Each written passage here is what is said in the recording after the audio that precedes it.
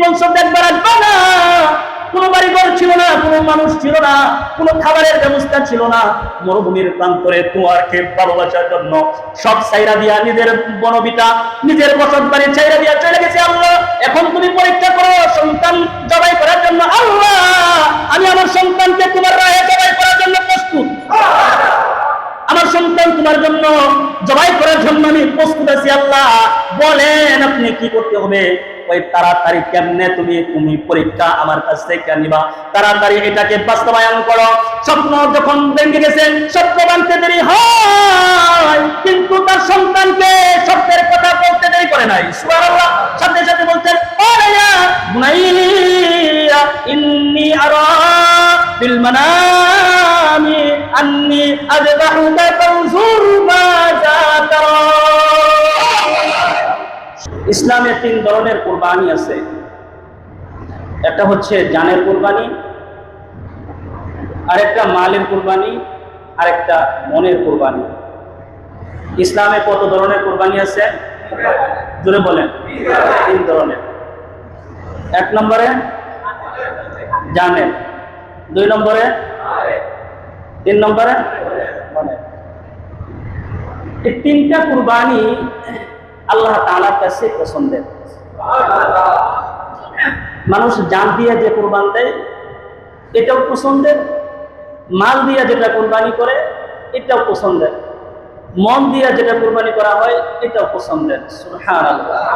তবে 3টা যদি একসাথে দেয় তাহলে সে আল্লাহর প্রিয় পছন্দের বান্দা হয়ে যায়। সুবহানাল্লাহ। এটা হলো আল্লাহ তাআলার কাছে পছন্দ, আরেকটা হলো ওই মানুষটাই আল্লাহ তাআলার কাছে পছন্দ। তাহলে 1 নম্বরে জানের কুরবানি, মালের কুরবানি, মনের কুরবানি, 3টা কুরবানি। এই 3টা কুরবানি একসাথে সবাই করতে পারে না, এজন্য এটার দাম বেশি। সুবহানাল্লাহ বলে। কিন্তু এই 3টা কুরবানি যুগে যুগে আল্লাহ তাআলা তার প্রিয় বান্দাদের কাছ থেকে নিয়েছেন। কি বান্দা? প্রিয় বান্দাদের কাছ থেকে আল্লাহ তাআলা এই 3টা কুরবানি একসাথে নিয়েছেন। সুবহানাল্লাহ। জান আল্লাহ তাআলা চাইছেন তো জান দিয়ে দিয়েছে। সুবহানাল্লাহ। সামনে দাঁড় করায় রাখছে তলোয়ারের সামনে, বলছে মালিক আপনি চাইছেন, আগুনের সামনে তুইলা ধরছি, তলোয়ারের সামনে তুইলা ধরছি। সুবহানাল্লাহ। মাল চাইছেন, ওই মালিক চাইছে মাল, পরে কি আর রাখা যায়? যা সব মালিকের জন্য দিয়ে দিলাম। নাম্বার 3 মনের কুরবানি। আল্লাহ তাআলা বলে দেখি তোমার মনের ভিতরে মুহাব্বত কার, আমার না দুনিয়ার? আল্লাহ দেখে না, মনটাও এটাও আল্লাহ। সুবহানাল্লাহ। আল্লাহ পাক জানের কুরবানি চাইছেন। হযরত ইব্রাহিম আলাইহিস সালাতু ওয়াস সালাম আল্লাহ তাআলার সামনে নত হইছেন, আল্লাহ তাআলার সামনে জান তুলে ধরছেন, জীবন তুলে ধরছেন। আল্লাহ বলছেন ও ইব্রাহিম আগুনে ঝাঁপায়া পড়ো। তো ইব্রাহিম আগুনে ঝাঁপায়া পড়ছে। সুবহানাল্লাহ। আল্লাহ তাআলা দেখতেছেন, দেখি মনের ভিতরে ইব্রাহিমের আমার প্রেম নাকি তার সন্তানের প্রেম। আল্লাহ পরীক্ষা করার জন্য ইব্রাহিমকে বলছে, ইব্রাহিম সন্তান আমার জন্য জবাই করেন। আল্লাহ চাইছেন, আল্লাহ দেখেন যে সত্যি সত্যি ইব্রাহিম তলোয়ারের নিচে সন্তানকে জবাইয়ের জন্য প্রস্তুতি নিছেন। সুবহানাল্লাহ। ইব্রাহিমের দেখি তার মায়ের প্রতি মহব্বত না আমার প্রতি মহব্বত। ইব্রাহিমকে পরীক্ষা করছেন, দেখেন ইব্রাহিম বাড়িঘর ছাইরা সব কিছু ছাইরা আল্লাহর রাস্তায় চলে গেছেন। আল্লাহর নবী আবু বকরের কাছে চাইছেন, সব সাহাবীরা মাল নিয়ে আসছেন, অর্ধেক অর্ধেক করে নিয়ে এসেছেন, অর্ধেক বাড়ির জন্য রেখেছেন। কিন্তু হযরত আবু বকর ঘরের ভিতরে কিছু রাখে নাই, বরঞ্চ ঘরের সব কিছু রেখে আল্লাহর নবীর সামনে তার জিন্দেগীর সব মাল পেশ করে দিলেন। যুগে যুগে আল্লাহ তাআলা তার প্রিয় বান্দা মাহবুব বান্দাদেরকে পরীক্ষা করছেন। পরীক্ষা কেন করছেন? কারণ পরীক্ষা করলে সম্মান ইজ্জত বাড়ায় দেন কে? আওয়াজ করে বলেন কে?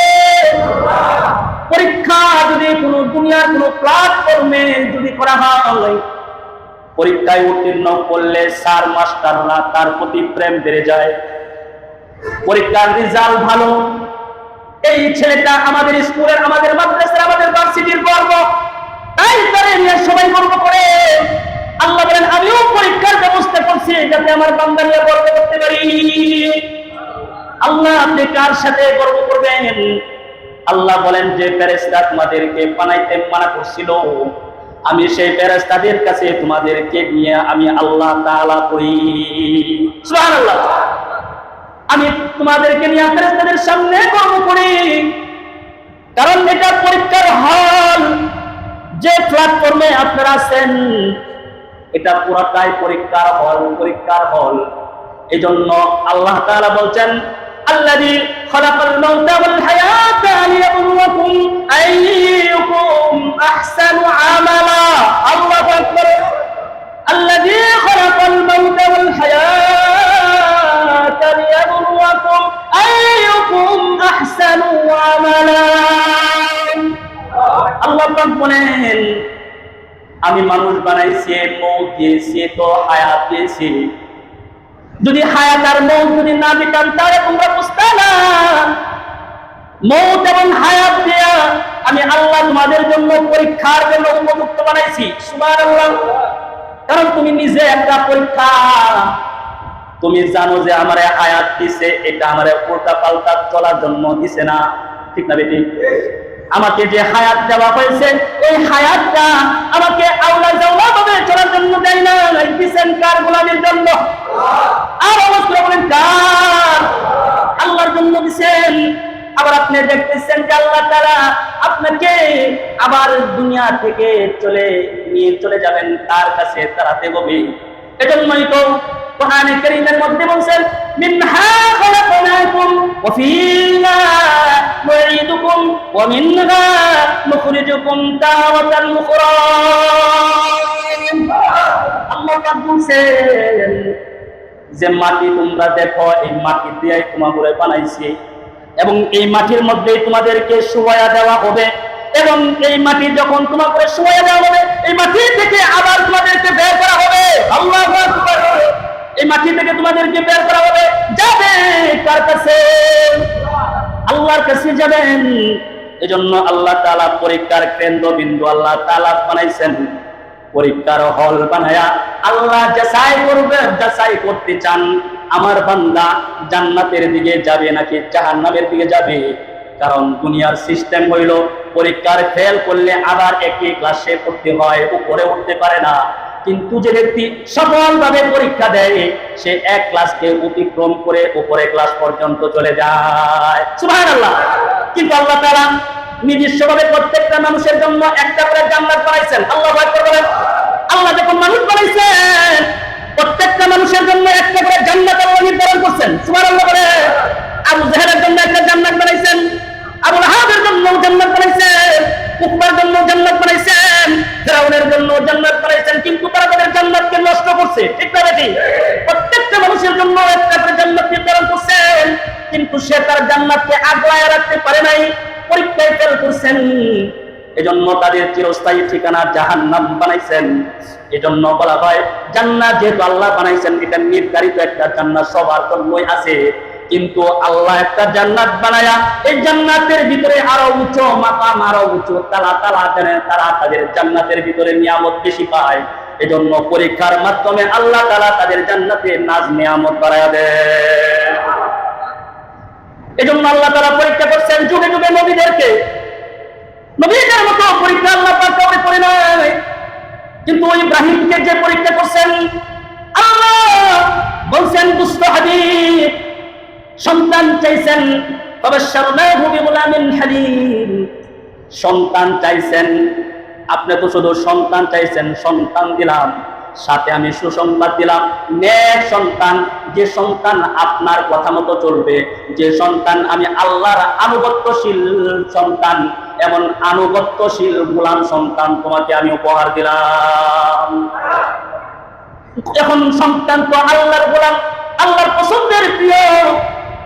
আল্লাহ তাআলা দিয়াই বলছেন ইব্রাহিম, লম্বা ঘটনা সবাই জানেন, আমি ঘটনা বলবো না, কোরআনের আয়াত দিয়ে শুধু আলোচনা হবে। লম্বা ঘটনা কিচ্ছা বলতে গেলে অনেক সময়ের ব্যাপার, কিন্তু ইব্রাহিম আলাইহিস সালাতু ওয়াস সালামকে সন্তান দিলেন।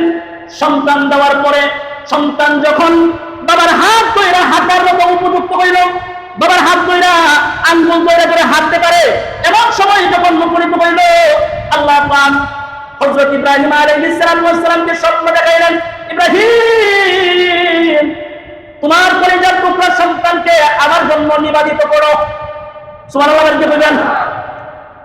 আমি আজকের এই যুগে যদি কোন নবী রাসূল থাকতো আর যদি বলতো তোমার সন্তানকে তুমি জবাই করো, আল্লাহর কসম এই যুগের মানুষ জবাই করতে তারা সাব্যস্ত থাকতো না। ঠিক না বেটে? সন্তান তুমি আমার জন্য আমার রাহে জবাই করো। ইব্রাহিম স্বপ্ন দেখার পরে দেরি করে না। ইব্রাহিম ছিলেন ফিলিস্তিনে, আল্লাহু আকবার বলেন, অনেক দূর থেকে সফর করে হযরত ইব্রাহিম আলাইহিস সালাতু ওয়াস সালাম যখন মক্কায় আসলেন, মক্কায় এসে দেখে মক্কায় বসবাসের ঘর বাড়ির অভাব নাই, মানুষ এখন চতুর্দিক থেকে বসবাস করতেছে। রেখে গেছিলেন শুধু ইব্রাহিম এবং হযরত মা হাজেরা আলাইহিস সালাতু ওয়াস সালামকে। এসে দেখে যে পুরা মক্কাটা একবারে জায়গায় জায়গায় কোনো জায়গা ফাঁকা নাই, সমস্ত জায়গায় মানুষের বসবাস চলতেছে। সুবহানাল্লাহ। হযরত ইব্রাহিম আলাইহিস সালাতু ওয়াস সালাম তো ঘর চিনে না, কার ঘর এটা, কার ঘর চিনবে কেমন করে? হাজারো হাজারো ঘর। মানুষদেরকে জিজ্ঞেস করে, ও ভাই এই জায়গার ভিতরে ইসমাইল নামে কোন ছেলে সন্তান আছে তোমরা চিনো? ওই হ্যাঁ, তারে তো চিনি, তার কারণে তো আজকে আমরা এখানে বসবাস করতেছি। তারে তো চিনি, কোন ঘর দেখায় দেন? ঘর দেখায় দিয়েছে হযরত ইব্রাহিম আলাইহিস সালাতু ওয়াস সালাম। ঘরের সামনে যাইয়া ডাক দিয়েছেন ইসমাইল। হযরত ইসমাইলকে যখন ডাক দিলেন, হযরত ইব্রাহিম আলাইহিস সালাম হযরত ইসমাইল আলাইহিস সালাম দরজা খুলিয়া দিয়েছেন। দরজা খুইলা দেখে লম্বা একজন মানুষ, তার পরনে জুব্বা, মাথায় তার পাগড়ি, চেহারাটা নুরানি আলো ঝলমল করতেছে। এত সুন্দর চেহারা। চেহারার দিকে তাকায়, আরেকবার জামার দিকে তাকায়, জামার দিকে কেন তাকায়? ইব্রাহিমের দেহের ভিতরে যে জামাটা ইব্রাহিম পরে এসেছেন, হুবহু এই একটা জামা তাদের ঘরের মধ্যেও আছে। সুবহানাল্লাহ। তাদের ঘরের মধ্যে একটা জামা আছে, যে জামা হযরত ইসমাইল দেখছেন তার মার বুকের মধ্যে লইয়া চোখের পানিগুলো মুছছেন। সুবহানাল্লাহ। ইসমাইলের আম্মা হাজেরা হযরত ইব্রাহিম আলাইহিস সালাতু ওয়াস সালামের জামা নিয়া চুমা খাইতেন আর চোখের পানিগুলো এই জামা দিয়া মুছতেন। সুবহানাল্লাহ। হযরত ইসমাইল আলাইহিস সালাতু ওয়াস সালাম বলতেন, মা এই জামা কার? হযরতে হাজেরা বলতেন, বাবারে এই জামাটা তোমার আব্বার জামা। সুবহানাল্লাহ। তোমার আব্বা আল্লাহর সন্তুষ্টির জন্য তোমারে আমারে রাইখা চলে গেছেন। অনেক বছর হয়ে গেল, তুমি যখন আবার কোলে তখন তোমারে রেখে গেছেন। তুমি তো আব্বা নাম কখনো ডাকতে পারো নাই, এটা তোমার আব্বার জামা। এই জামাটা তার বাবার জামা। গায়ের যে একটা গ্রান আছে না, গায়ের গ্রান ওই জুব্বার মধ্যে লেগেছিল, ওই জুব্বার একই গ্রান। গায়ের জুব্বা যেটা ইসমাইল বলে ফেলেছেন, আপনি কি হযরত ইব্রাহিম আল্লাহর খলিল না? সুবহানাল্লাহ। আপনি কি আল্লাহর খলিল না? যে জুব্বা নিয়ে আপনি আসছেন, হুবহু একটা জুব্বা আমার ঘরে আছে, যে জুব্বা নিয়ে আমার মা বছরের বছর কাঁদছেন। আপনি কোথায় ছিলেন? আল্লাহু আকবার। বলে, আমি আল্লাহর সন্তুষ্টির জন্য আমি চলে গেছিলাম, তো আল্লাহ আবার আমাকে আদেশ করেছেন তোমাদের কাছে আসার জন্য। এজন্য আবার তোমার বাবা হিসাবে আমি তোমাদের কাছে ফিরে এলাম। সুবহানাল্লাহ। এবার ইব্রাহিম সন্তান পায়া খুশি। সন্তান বাবার আঙ্গুল ধরে ধরে হাতে, বাবার দৃশ্য দেখে দেখে আল্লাহ তাআলার শুকরিয়া আদায় করে। সুবহানাল্লাহ। আল্লাহ, সন্তানকে আমরা করে রাখছিলাম, আবার আমার আদেশ করে সন্তানের কাছে নিলা, সন্তানকে লালন পালন করা, সন্তানের কপালে চুমা দেওয়া, বুকের মধ্যে জড়ায়া ধরা, এটা যে কত মজার আল্লাহ তোমারে বইলা বুঝাইতে পারবো না। কারণ যার সন্তান দুনিয়া থেকে চলে যায়, সন্তান হারানোর বেদনা বাবা মা কতটা বুঝে, দুনিয়ার কেউ বুঝে না, ঠিক না বেটে? সন্তানকে বুকে জড়ায়া আল্লাহ তাআলার কাছে দোয়া করে, আল্লাহ যে সন্তান থেকে আমাকে দূরে রাখছিল, এই সন্তান বুকে জড়াইছি, আমার এতদিনের দূরের যত সফর পরীক্ষা ছিল আমি আমার সন্তানকে বুকে জড়ায়া সব ভুলে গেছি। সুবহানাল্লাহ। এখন থেকে যে ইব্রাহিম আলাইহিস সালাতু ওয়াস সালাম সন্তান নিয়ে খেলাধুলা করে, সন্তান নিয়ে আনন্দ ফুর্তি করে, সন্তানকে খুব আদর করে যত্ন সহকারে রাখে, আল্লাহ তাআলা এটা পছন্দ হয় নাই। সুবহানাল্লাহ। আল্লাহ বলে, ইব্রাহিম আমার নিবেদিত বান্দা, সন্তানের বুকে ফিরাইয়া দিছি, এই জন্য কি আমারে ভুলে গেছো? সুবহানাল্লাহ। অনেক সময় মানুষ যখন তার প্রিয় জিনিস পাওয়া যায় তখন আর সে আল্লাহরে ডাকে না, ঠিক আছে? যখন মানুষ প্রিয় জিনিস হয়ে যায় তখন ডাকে না। অনেক মানুষ মসজিদে আসে, আইসা বলে, হুজুর এই জিনিসটা যদি পাইতাম, মালিকের কাছে দোয়া করতেছি, পাগলা মসজিদে যাইতেছি, শাহজালাল শাহপরান যাইতেছি, শাহলিয়ার কাছে যাইতেছি, শাহ মাহমুদের কাছে যাইতেছি, খাজা মঈনুদ্দিনের দরবারে যাইতেছি, শাহলিয়ার দরবারে যাইতেছি, কুতুবউদ্দিন বখতিয়ার কাফির দরবারে যাইতেছি, কোথাও তো আমার মনের যে আশা এটা পূরণ হচ্ছে না। কিন্তু যখন পূরণ হয়ে যায় তখন আল্লাহর নাম ডাকতে তারা মসজিদে আর আসে না। জোরে আওয়াজ করে বলেন। এখন তো প্রিয় জিনিস পাওয়া গেছে, প্রিয় জিনিসের প্রেম,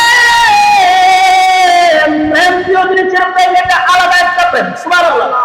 এই প্রেম আরেক প্রেমের সাথে মিলে না। আমাদের অনেক যুবক এসে প্রেম করে, ভালোবাসা করে, ভার্সিটিতে কলেজে সব জায়গায় প্রেম ছড়াছড়ি আছে, কিন্তু প্রেমের মানুষকে প্রেমিকাকে পাওয়ার জন্য মসজিদে এসে দোয়া করে। জোরে বলেন না। প্রেমিকার জন্য দোয়া করে মসজিদে এসে, আল্লাহ সে যেন আমারে বুঝে না যায়, সে যেন আমারে বুঝে, ঠিক না বেটি?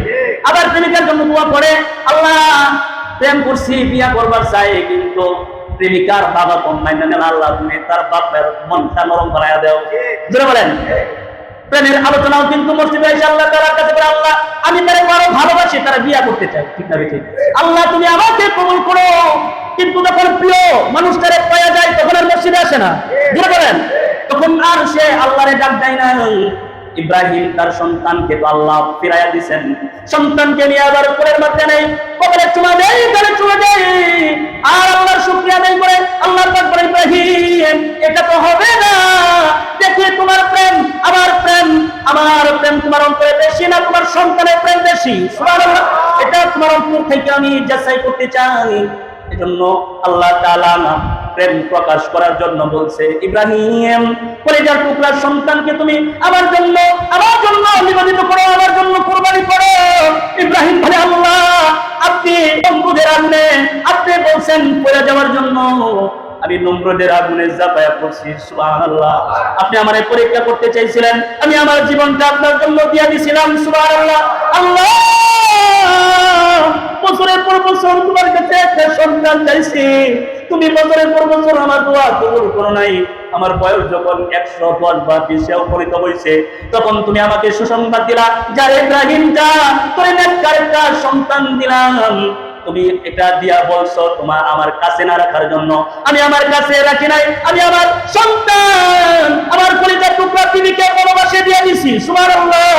তুমি বলছো দেখবার আসবে না, কোনো বাড়িঘর ছিল না, কোনো মানুষ ছিল না, কোনো খাবারের ব্যবস্থা ছিল না, মরুভূমির প্রান্তরে তোমাকে ভালোবাসার জন্য সব ছাইরা দিয়া, নিজের বনবিটা নিজের বসত বাড়ি ছাইরা দিয়া চলে গেছে। আল্লাহ এখন তুমি পরীক্ষা করো সন্তান জবাই করার জন্য। আল্লাহ আমি আমার সন্তানকে তোমার রাহে জবাই করার জন্য প্রস্তুত, আমার সন্তান তোমার জন্য জবাই করার জন্য আমি প্রস্তুত আছি। আল্লাহ বলেন আপনি কি করতে হবে?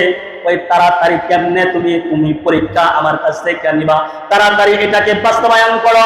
স্বপ্ন যখন ভেঙে গেছে, স্বপ্ন ভাঙতে দেরি হয়, কিন্তু তার সন্তানকে স্বপ্নের কথা বলতে দেরি করে নাই। সুবহানাল্লাহ। সাথে সাথে বলছেন, ওয়া বুনাইয়া ইন্নী আরা বিল মানামি আন্নী আযবাহুকা ফানজুর মাযা তারা। সন্তান সন্তানকে দেখে বলে, আমার পরিবার সন্তান, সকলের টুকরা সন্তান, ইন্নী আরা ফিল মানাম, আমি স্বপ্ন দেখছি, আন্নী আযবাহুকা ফাউজুর মাযা তারা, আমি স্বপ্ন দেখছি নিজ হাতে তোমার জবাই করতেছি। এখন আমি তোমার মতামত জানবার চাই, তোমার চিন্তা চেতনা জানবার চাই, তোমার মতামত কি, তুমি কি বলো? সন্তান তো আগেই বলছিলাম, তাবাশশারনাহু বিগুলামিন হালিম। সন্তান তো আল্লাহর আনুগত্যের সন্তান, আল্লাহর আনুগত্যের বান্দা। সন্তান ডাক দিয়ে বলে, ক্বালা ইয়া আবাতি ফাআল মা তু'মার সাতাজিদুনি ইনশাআল্লাহু মিনাস সাবিরিন। সন্তান এবার ডাক দিয়া বলে, আব্বা, আপনার কোনো পেরেশানির দরকার নাই, আপনি টেনশন করবেন না। তু'মার সাতাজিদুনি ইনশাআল্লাহ, আপনি আমাকে জবাই করেন, আর জবাইয়ের ক্ষেত্রে আপনি আমাকে আল্লাহ তাআলার বান্দা হিসাবে ধৈর্যশীল পাবেন। আপনি আমাকে ধৈর্যশীল পাবেন, আপনি আমাকে জবাই করে দেন। আল্লাহু আকবার বলেন। আপনি আমাকে পরীক্ষার জন্য আল্লাহ আপনারে যেভাবে বলছেন সেইভাবেই করেন। সুবহানাল্লাহ, একটু কম ব্যতিক্রম করবেন না। আমি আপনার সন্তান হিসাবে আনুগত্যশীল সন্তান। সুবহানাল্লাহ। আজকে আমাদের সন্তানগুলোর ডাক দিলে কাছে পাওয়া যায় না।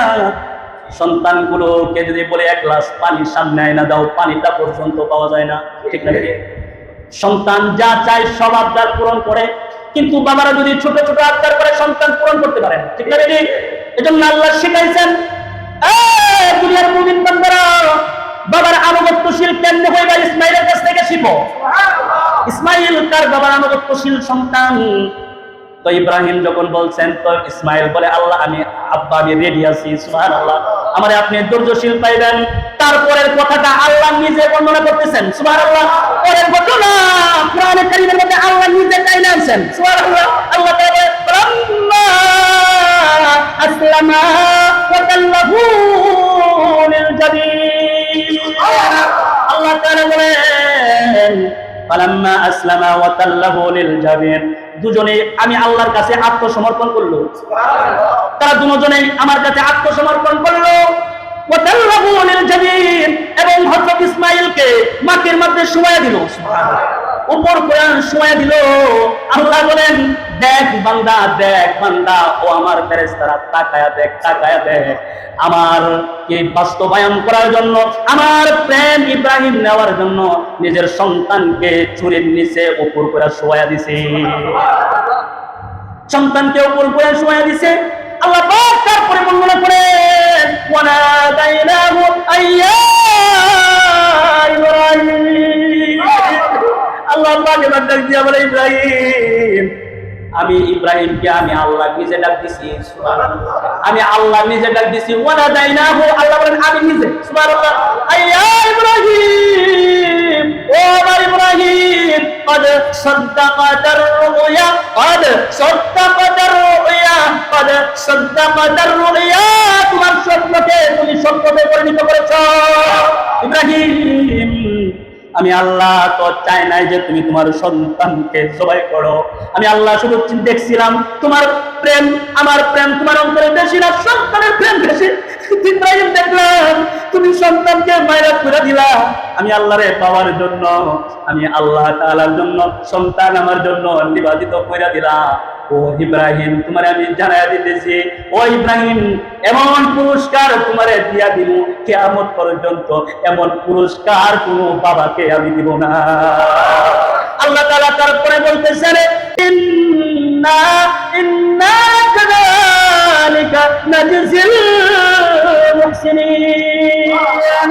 আল্লাহ পাক বলেন, আমার আনুগত্য বান্দাদেরকে আমি আল্লাহ তাআলা এভাবেই পুরস্কার দিয়া থাকি। সুবহানাল্লাহ, আমি আমার আনুগত্যশীল বান্দাদের পুরস্কার এইভাবে দেই।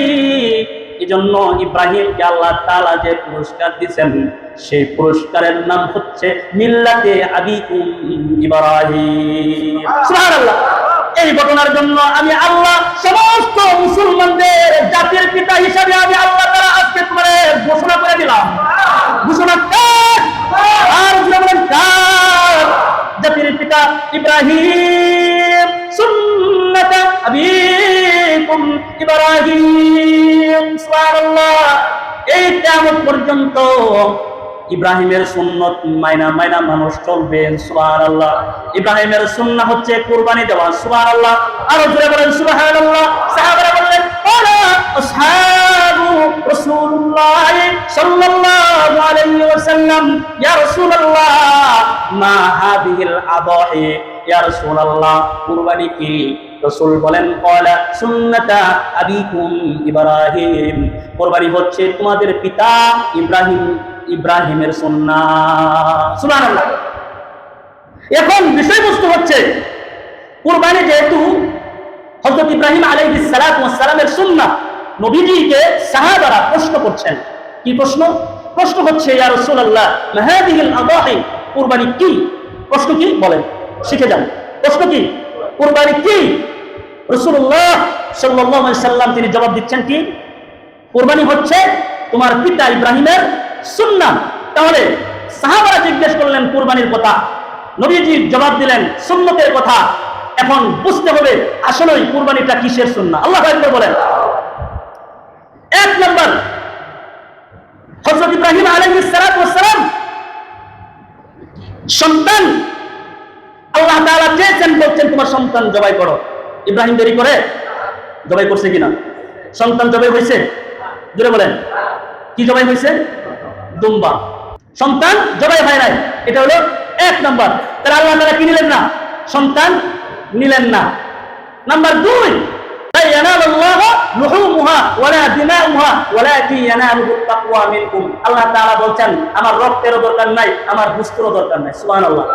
আল্লাহ তাআলা রক্তও নিলেন না, গোশতও নিলেন না, সন্তানও নিলেন না। জবাই করলো, রক্ত মাটিতে প্রবাহিত হয়ে গেল, রক্ত মাটি খাইলো। লুহুমুহা, গোশত মানুষে খাইলো। আল্লাহ নিছেন? জোরে বলেন। আল্লাহ নিল না, আল্লাহ গোশত খাইলো না, রক্ত আল্লাহ নিল না, সন্তানও আল্লাহ তাআলা নিল না। তাহলে আসলে কুরবানিটা কি হলো? সুবহানাল্লাহ কইতেন না? আসলে কুরবানিটা কি? আসলে কুরবানি হচ্ছে আত্মসমর্পণ। আত্মসমর্পণ। আল্লাহু আকবার বলেন। কুরবানি কি? আত্মসমর্পণ। আল্লাহ আমাকে অর্ডার করছে সন্তান জবাই করার জন্য, আমি আমার সন্তান জবাই করতেছি, এটাই আত্মসমর্পণ। সুবহানাল্লাহ। আল্লাহ তুমি বলছো জিহাদের ময়দানে আমার জীবন দিয়ে দিতে, আমি আমার জীবনকে জিহাদের ময়দানে দাঁড় করায় দিলাম। সুবহানাল্লাহ। আল্লাহ তুমি চাইছো সত্যের পথে চলে রাস্তায় জিহাদের ময়দানে জীবন দেওয়ার জন্য, আমি আমার জীবন দিতে প্রস্তুত। আল্লাহ তুমি বলেছো আমাকে কুরবানি দেওয়ার জন্য, আল্লাহ আমি গরু কুরবানি দিলাম না, আমি আমার জান এবং মালের কুরবানি দিয়ে দিলাম। সুবহানাল্লাহ। এটা হচ্ছে কুরবানি। এখন আপনি কুরবানি করবেন, কোনটা করবেন? পশু করবেন না মনেরটা জবাই করবেন? কোনটা? জোরে বলেন না। মনেরটা। কোনটা? এই মনের ভিতরের চাহিদাটা কি আপনারা জবাই করবেন? মনের ভিতরের চাহিদা একটাই, এটা সব মুসলমানের একটাই আশা, চাহিদা একটাই, গরু কুরবানি করে তাড়াতাড়ি বুঝতে তাড়াতাড়ি করে উঠতে। কথা বলে না? এটা কি মিশা কথা নাকি? জোরে বলেন না। এইটা মনের ভিতরে থাকা যাবেই না। মৎস্য কান্দে আপনাকে, এই গরু তাড়াতাড়ি বুঝতে নেই, মৎস্য কান দিয়ে বলে দেয়া বলবেন এই বেটা গরু বুঝতে খাইবার লাগে আমি এটা জবাই করতেছি না, আমি আমার মনের কুরবানি জবাই করতেছি। সুবহানাল্লাহ। আমি যদি বলি এই বেটা কার হিম্মত আছে কুরবানি করার পরে পুরো গরুটা আল্লাহর নামে সাদাকা করে দিবা, মেও মেও টন টন শুরু হয়ে যাবে। কথা বলেন। জোরে বলেন না। এটা একটা পরীক্ষা কিনা? জোরে বলেন না। দিতে কষ্ট হয়ে যাবে। গরু কুরবানি করলাম, পুরোটাই সাদাকা করে দিব, এটাও একটা পরীক্ষা।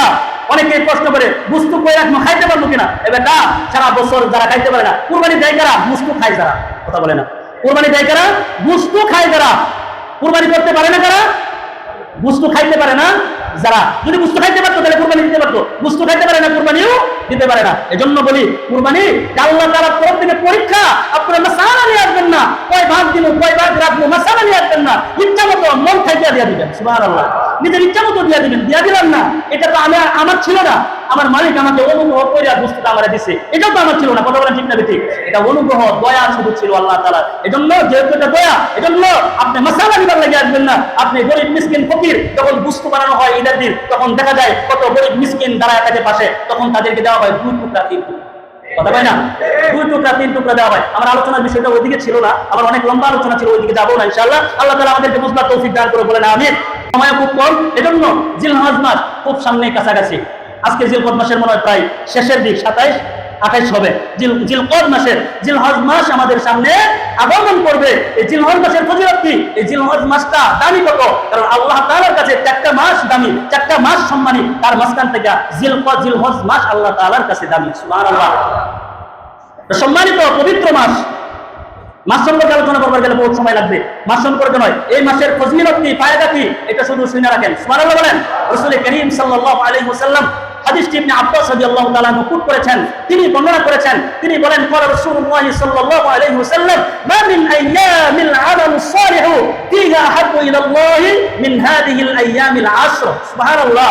রাসূলুল্লাহ সাল্লাল্লাহু আলাইহি ওয়াসাল্লাম বলেন, এমন কোন দিন নাই যে দিন আল্লাহ তাআলার কাছে এই জিলহজ মাসের প্রথম থেকে 10 দিনের মতো আল্লাহ তাআলার কাছে প্রিয়। সুবহানাল্লাহ।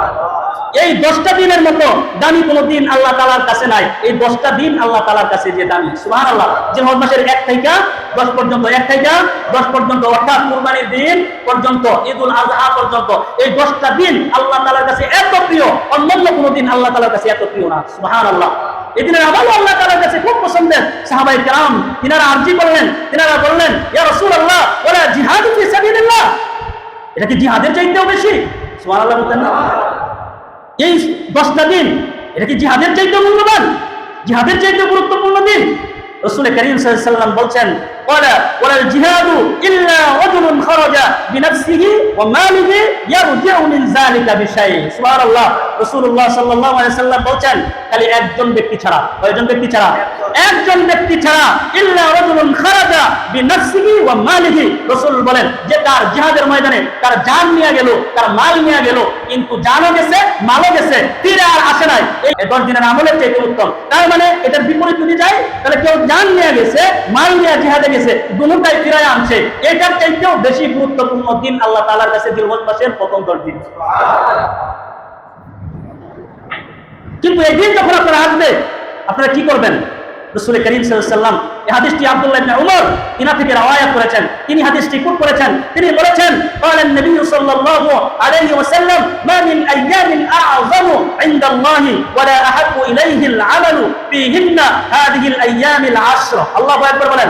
আল্লাহর কাছে এই 10 দিনের আমলের চাইতে উত্তম কোনো আমল আর নাই। সুবহানাল্লাহ।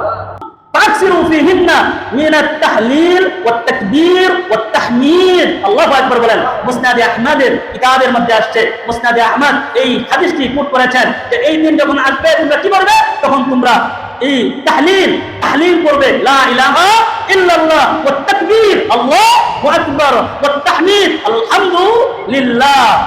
এই 3টা বাক্য তোমরা জিলহজ মাসের প্রথম 1 থেকে 10 দিন পর্যন্ত পাঠ করবে। সুবহানাল্লাহ। ওয়াত তাহলিল ওয়াত তাকবীর ওয়াত তাহমিদ, লা ইলাহা ইল্লাল্লাহ সুবহানাল্লাহ আলহামদুলিল্লাহ লা ইলাহা ইল্লাল্লাহ আল্লাহু আকবার। এই তাসবিহগুলো জিলহজ মাসের প্রথম দিন থেকে 10 দিন পর্যন্তই থাকবে, বেশি বেশি পড়বে। সুবহানাল্লাহ বলেন।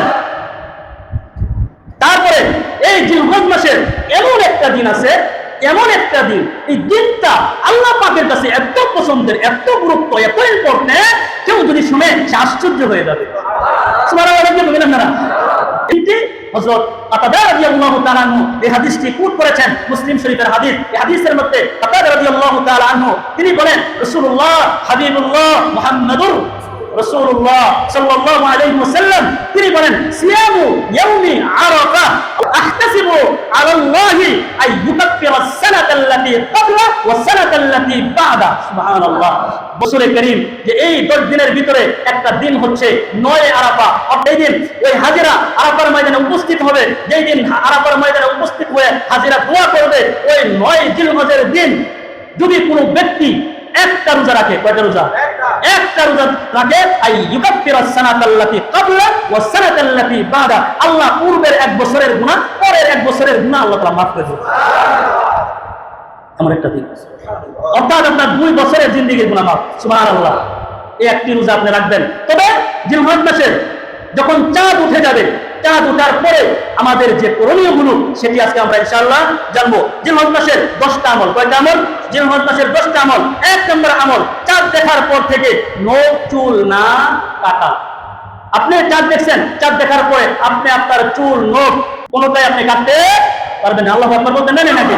এই রাসূল করিম সাল্লাল্লাহু আলাইহি সাল্লামের দরবারে আল্লাহর নবী যখন এই জিলহজ মাসের ফজিলত বর্ণনা করতেছিলেন, তখন এক সাহাবী এসে বললেন, ইয়া রাসূলুল্লাহ, কুরবানির এত ফজিলত, আমরা তো গরিব মানুষ, আমরা তো কুরবানি দিতে পারবো না, আমরা কিভাবে এই কুরবানির ফজিলত আল্লাহ তাআলার কাছ থেকে নিব? সুবহানাল্লাহ। রাসূল করিম সাল্লাল্লাহু আলাইহি ওয়াসাল্লাম সেই সাহাবীকে বললেন, সাহাবী পরেশান হইও না, টেনশন করো না, জিলহজ মাসের চাঁদ যখন দেখবা তখন থেকে তোমার হাতের নখ চুল এগুলো তুমি কাটবা না, এটির কারণে আল্লাহ তোমাকে কুরবানির সওয়াব দান করবেন।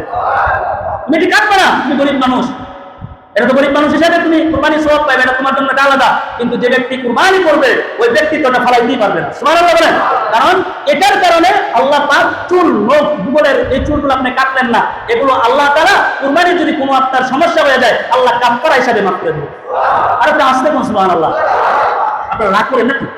কারা কারা রাগ করেন হাত তুলে?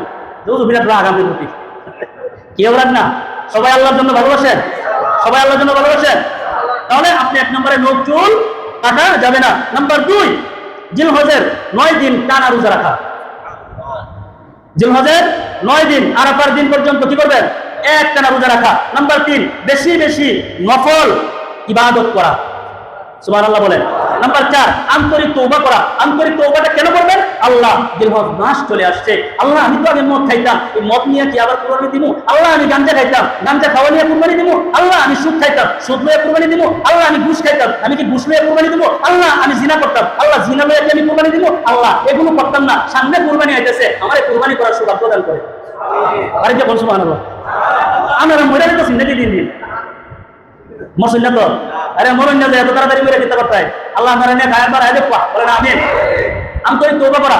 আল্লাহ এই সমস্ত গুনাহ থেকে, এই সমস্ত গুনাহ থেকে আল্লাহ আন্তরিক তওবা করতেছি, আল্লাহ তুমি আমারে মাফ করে দাও। সুবহানাল্লাহ। কারণ জিলহজ মাসে আল্লাহর কাছে দোয়া করলে দোয়া কবুল হয়ে যায়। সুবহানাল্লাহ। নাম্বার 5, বেশি বেশি জিকির করা, বেশি বেশি তাসবিহ পড়া। সুবহানাল্লাহ, আলহামদুলিল্লাহ, লা ইলাহা ইল্লাল্লাহ, আল্লাহু আকবার, বলতে তাহলিল, তাকবীর, তাহমিদ, এই তিনটা বলবেন। সুবহানাল্লাহ বলেন। নাম্বার 6, সামর্থ্য থাকলে, কি বলছি বলেন তো? হ্যাঁ, আরে বাবা আমার মুসলিম কত ফাঁকা দেখছে, এমনি কিছু বুঝে না, আগে ইশারা মারছি সব হয়ে যাচ্ছে। মানে যদি সামর্থ্য থাকে ডাইরেক্ট বাইতুল্লাহ দিয়ে উড়ে যাওয়া। সুবহানাল্লাহ বলে। গুনাহটা কত মজা রইব। আরে শ্বশুর বাড়ি যায় এটার মজা আলাদা, ঠিক না? ঠিক। নানির বাড়ি যায় এটার মজা আলাদা, কিন্তু আল্লাহর ঘরে যাওয়া এটা চোখের সামনে বাইশা থাকে, এটার মজাই আলাদা। আপনারা চিন্তা করবেন, এই বিমান গাড়িয়ার খুব দ্রুত জেদ্দায় তো নাকি, জেদ্দার সেই এয়ারপোর্টে কখন নামবে আর কখন সেই বাইতুল্লাহ যাওয়ার বিশাল বড় গেট যেটা কোরআনের ট্রেলার দিয়ে সাজানো। সুবহানাল্লাহ। এটা কবে এটার ভিতর দিয়ে ঢুকবো, এই চিন্তা ফিকির মনের ভিতরে থাকা। তাহলে কি বলছিলাম? সামর্থ্য থাকলে আপনি এই জিলহজে হজ করবেন। সুবহানাল্লাহ বলেন। হজ করবে যাবেন তো ইনশাআল্লাহ। কারণ কি, মান মাতা আলাইহিল হজ্জ ফাল হজ্জ ফালইয়ামুত ইনশাআ ইয়াহুদিয়্যা ইনশাআ ওয়ালা নাসরানিয়্যা। যে ব্যক্তির উপরে হজ করা সামর্থ্য আছে কিন্তু হজ করে নাই, না কইরা মরে গেছে, রাসূল বলেন সে ইহুদি হয়ে মরছে নাকি নাসরা হয়ে মরছে আমার কোনো যায় আসে না। নাউজুবিল্লাহ বলেন। তাহলে যাদের হজে যাওয়ার মতো তৌফিক আছে যাবেন তো ইনশাআ। আরে আমি না হইতে লাম করে কই না, কথা কয় না, বুড়া হয়ে গেছে, দোয়া করে আপনি কাঁপতেছেন, আমরা বেগুলা যেতে দিয়া আপনি আমারে করবেন, আমি সবল মানুষ, আমি যাবো, ঠিক না বেটি? নাহলে কারো বানাই দেন না, হজ করে হোক, তোমরা করে হোক, আল্লাহর ঘরে ওই চৌকাট লয়া কইরা তো দোয়া করব, আল্লাহ বুড়িয়া বানাইছিল করতেছিল, আল্লাহ তুমি তার দেখা হায়াত করায় দাও, আর নাহলে মরান যদি দেওয়া করে ইমানের সাথে দিয়ে দাও, সুবহানাল্লাহ, ডাইরেক্ট কবুল হয়ে যাবে। সুবহানাল্লাহ বলতেন না। নাম্বার 8, 7, সামর্থ্যবান হলে কি করা? সামর্থ্যবান যদি হন তাহলে কুরবানি করে লাইবেন। বলবেন যে কুরবানি করলাম কার জন্য? মালিকের জন্য আপনি কুরবানি করলেন। এই কুরবানিটা কিটা? এটা আমি তিনটার কথা বলছিলাম। 1 নম্বর কথা বলছিলাম জানের কুরবানি, মনের কুরবানি, আর একটা কিটা মালের কুরবানি। এই তিনটা কুরবানির নাম হলো প্রকৃত কুরবানি। সুবহানাল্লাহ বলেন। এটা যে করতেন নেই, এই তিনটা কাজ যদি কেউ করতে পারেন, জানও দিলাই, মালও দিলাই, জীবনও দিলাই, এই তিনটা কুরবানি করলে আল্লাহ পাক বলেন এই তিনটা একসাথে করার লাগি আমি আল্লাহ মকবুল কুরবানি হিসাবে কবুল করে দিলাম। তারপরে তা কই জাম্মা বেশি পরিমাণে তাকবীর পাঠ করা, সকল গুনাহ থাকলে সকল গুনাহ থেকে বেঁচে থাকা। 10 নম্বর দান সদকা বেশি বেশি করা। এই দিনে দান সদকা বেশি বেশি করবেন। এজন্য আমরা এই মাসটাকে সম্মানিত মাস হিসাবে আমরা আলাদাভাবে সম্মান দেব। এই মাসে আল্লাহ তাআলার কাছে বেশি বেশি জিকির করব, বেশি বেশি আন্তরিক তওবা করব। এই মাসকে সামনে রেখে আল্লাহ তাআলার কাছে দোয়া করব, আল্লাহ কুরবানি করা পর্যন্ত আমাদেরকে নেক হায়াত বাড়ায় দেন। সুবহানাল্লাহ। আমরা বলি না আল্লাহ রমজান সামনে আসতেছে, রমজান পর্যন্ত নেক হায়াত বৃদ্ধি করেন, কুরবানি আসলে বলবেন কুরবানি পর্যন্ত কবুল করেন। সুবহানাল্লাহ।